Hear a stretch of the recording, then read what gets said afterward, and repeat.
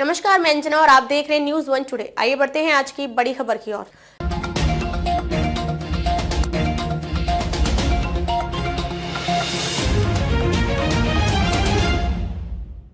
Gaza पर Israeli हमले जारी, 40 मरे। बाइडेन ने युद्ध विराम के लिए दिए संदेश। गाजा में इजरायली सेना के ताजा हमलों में 40 लोग मारे गए हैं। इनमें से ज्यादातर लोग गाजा के मध्य में स्थित नुसीरत शरणार्थी क्षेत्र में मारे गए हैं। इन्हें मिलाकर इजरायल में हमलों में गाजा में अभी तक करीब 44,300 फिलिस्तीनी मारे जा चुके हैं, जबकि वेस्ट बैंक में एरियल कस्बे के नजदीक इजरायली लोगों को ले जा रही बस पर एक फिलिस्तीनी द्वारा फायरिंग करने से 8 यात्री घायल हुए हैं। घायलों में से 3 की हालत चिंताजनक है। इस बीच अमेरिका के राष्ट्रपति जो बाइडेन ने कहा है कि अब गाजा में युद्ध विराम की जरूरत है। उन्होंने इजरायल और हमास से गतिविधियों में कमी लाने और टकराव टालने का अनुरोध किया है।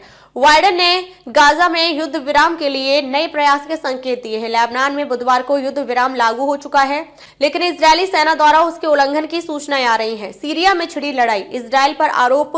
सीरिया के दूसरे बड़े शहर अलेप्पो में विद्रोहियों और सरकारी सेना में लड़ाई छिड़ गई है। यह लड़ाई शहर में 2 कार बम विस्फोटों के बाद शुरू हुई। लड़ाई में कई रॉकेट अलेप्पो विश्वविद्यालय परिसर में गिरे हैं, जिनसे 2 छात्रों समेत 4 लोग मारे गए हैं। शहर की सीमा से सटे कई उपनगरीय इलाके और गांव विद्रोहियों के कब्जे में हैं और वहां पर हमेशा टकराव की आशंका बनी रहती है। ईरान ने ताजा संघर्ष के लिए अमेरिका और इजरायल को जिम्मेदार बताया है। कहा है कि इन्हीं के समर्थन से विद्रोही फिर से लड़ाई के लिए तैयार हुए हैं। इजरायल के युद्ध विराम उल्लंघन को रोके विश्व लेबनान में बुधवार को युद्ध विराम लागू हो चुका है, लेकिन इजरायली सेना द्वारा उसके उल्लंघन की सूचनाएं आ रही हैं। इन युद्ध विराम उल्लंघनों में कई लोग घायल हुए हैं। लेबनान के प्रधानमंत्री नजीब मिकाती ने अमेरिका, फ्रांस समेत विश्व के देशों से इजरायल पर दबाव डालने का अनुरोध किया है, जिससे वह युद्ध विराम का उल्लंघन ना करे। इजरायल के युद्ध विराम उल्लंघन को रोके विश्व। लेबनान में बुधवार को युद्ध विराम लागू हो चुका है, लेकिन इजरायली सेना द्वारा उसके उल्लंघन की सूचनाएं आ रही हैं।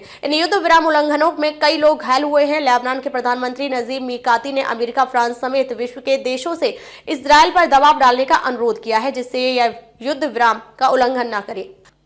अब तक के लिए बस इतना ही। फिर मिलते हैं एक ऐसी ही बड़ी खबर के साथ। तब तक के लिए नमस्कार और देखते रहिए न्यूज वन टुडे।